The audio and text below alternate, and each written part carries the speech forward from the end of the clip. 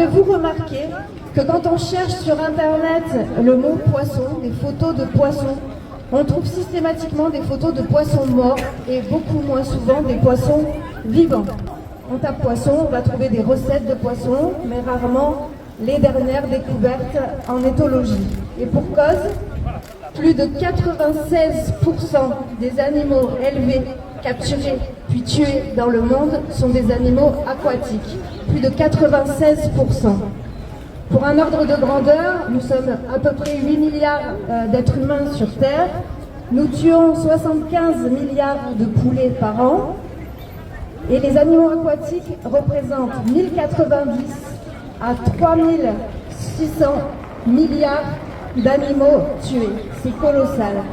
Les 3600 milliards, ça reste une échelle basse, puisque ça ne prend pas en compte les céphalopodes, les crustacés, les prises accidentelles, les tortues qui peuvent se coincer dans les filets, les poissons capturés illégalement, etc. Selon l'Organisation des Nations Unies pour l'alimentation et l'agriculture, 58,1% des stocks de poissons sont exploités au niveau maximal. Alors pour les poissons, on parle de stock, alors que pourtant ce sont des animaux sentients, c'est-à-dire qu'ils ressentent la peur, la joie, la douleur, le plaisir, exactement comme nous. Ce qui leur arrive leur importe, ils vivent leur vie à la première personne, et pourtant leur agonie dure de 25 minutes jusqu'à 4 heures. 4 heures sans aucune insensibilité pour l'abattage. Ils meurent soit asphyxiés, soit écrasés sous le poids de leurs congénères, soit de décompression comme les poissons des abysses qui ont les yeux qui sortent des orbites, soit éviscérés vivants. Évidemment, l'extrême droite ne parle jamais des poissons pour l'étourdissement des animaux, alors que ça représente plus de 96% des animaux tués dans le monde. Et pour quelle utilisation on tue tous ces poissons? Eh bien, entre un tiers et la moitié des poissons pêchés dans le monde sont destinés à l'alimentation des animaux d'élevage. Ils sont réduits en farine et en huile, donc c'est ce qu'on appelle la pêche minotière. 50% sont destinés au secteur aquacole, 22% pour le secteur porcin, 14% pour le secteur avicole. Donc vous mangez du porc, vous mangez du poulet, et bien vous mangez à chaque fois du poisson. Et on évalue à 440 le nombre de poissons sauvages qu'il faut pour nourrir un seul saumon d'élevage. 440 poissons sauvages pour un poisson d'élevage. Mais est-ce qu'on se rend compte? L'élevage de poissons vide totalement l'océan. Et la France est un des pays les plus consommateurs de saumon au monde. Environ 300 000 tonnes par an. On parle de tonnes, hein, pas d'individus, donc ça fait beaucoup plus. Et la production française ne permet pas de répondre à cette demande. Donc on est le deuxième importateur mondial de saumon dans le monde. Et le premier exportateur, c'est la Norvège. En Norvège, les conditions sont déplorables dans les élevages. Les poissons tombent malades, ils sont parasités, ils se mutilent, ce qui conduit à une mortalité de masse. En 2023, près d'un saumon sur 6 meurt prématurément dans les élevages norvégiens, soit environ 200 millions, pour rien. Et pour ces 200 millions, à chaque fois, il y a 440 poissons sauvages tués. Il y a aussi des problèmes évidemment de santé publique avec des poissons contaminés, notamment au mercure, donc très mauvais pour la santé humaine. Et sur les 20 dernières années, la population des saumons sauvages de Norvège a diminué de moitié. En France, il est question de plusieurs projets d'élevage intensif de saumon qui doivent s'implanter.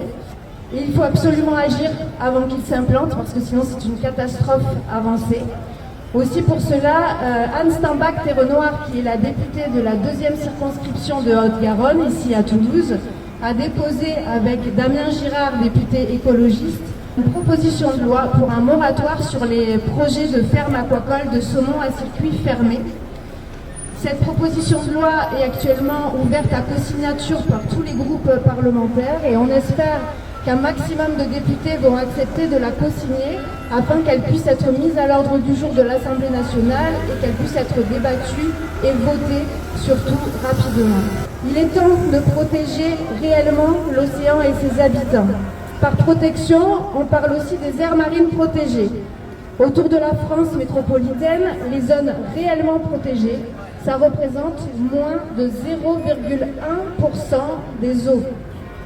86% des eaux européennes dites protégées sont intensément chalutées. Donc ce sont des aires protégées, mais il y a du chalutage de fond, la Seine démersale. Donc ce sont des techniques où on va racler le fond des océans, on récupère tout, espèces protégées, non protégées, et tout meurt.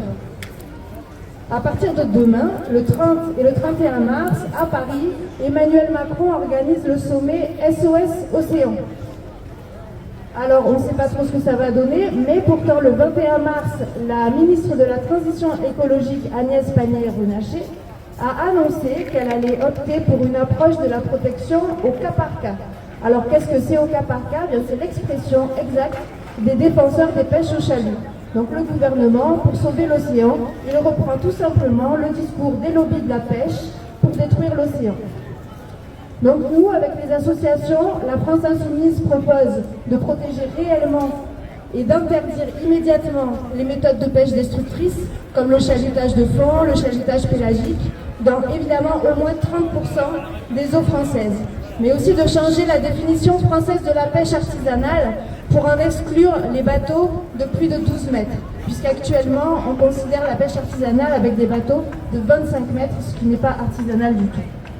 Et évidemment, il faut réduire drastiquement notre consommation de protéines d'origine animale et notre appétit vorace de poissons. C'est le plus grand levier pour protéger l'océan et ses habitants. La France Insoumise recommande une réduction de 50% de la consommation de protéines animales. Nous devons donc tout mettre en œuvre pour réduire. Paul Watson nous l'a dit, si l'océan meurt, nous mourrons tous.